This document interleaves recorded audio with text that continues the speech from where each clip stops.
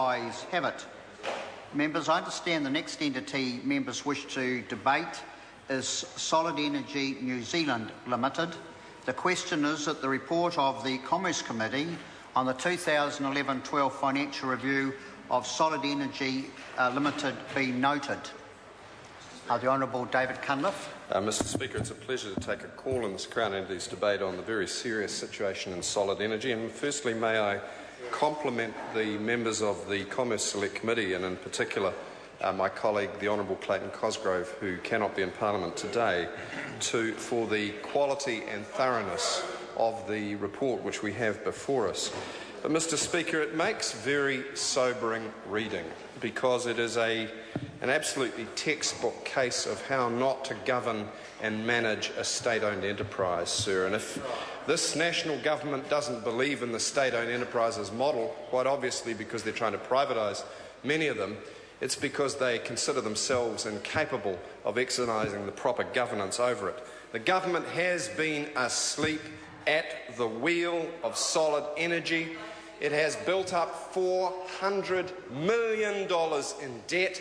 It has cost over 400 jobs lost to date, and it has seen a once proud and innovative company brought to its knees, Mr Speaker.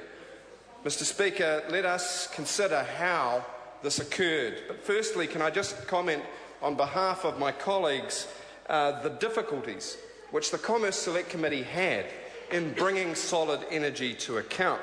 And indeed, my colleagues believe that Solid Energy misled and obstructed the committee in regard to the availability of Dr Donnell, the former CEO of the company, being able to testify to the committee. And as I understand it from the committee report, it is only when Dr Elder's lawyers wrote to Solid Energy instructing them that if he was not able to appear, the company must declare that he was available to declare. Only then did the company relent and allow him to perform his constitutional duty and to testify to the committee. And by all reports, he did so with a straight bat, as did the outgoing chairman, John Palmer.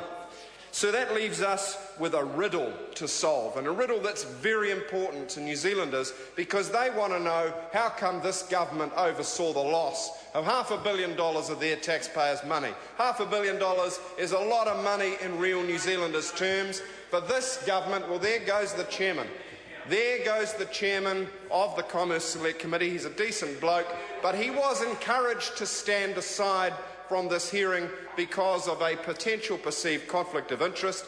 His sister had been appointed to the board by the previous Labour government, very bipartisan manoeuvre, and he was invited to consider, and he took advice on whether he should stand aside. He chose not to. That does not mean he's in a position to shout down the opposition on this matter. So here's the riddle. A company that had $1 billion worth of projects in the pipeline and was carrying less than 35% debt suddenly found itself in the situation where the government was encouraging it to up its debt levels at the very same time that the coal price was plummeting to historic lows. How was that possible? Well, it so happens that the Treasury was, in fact, intensively monitoring Solid Energy at the time, but that ministers did nothing.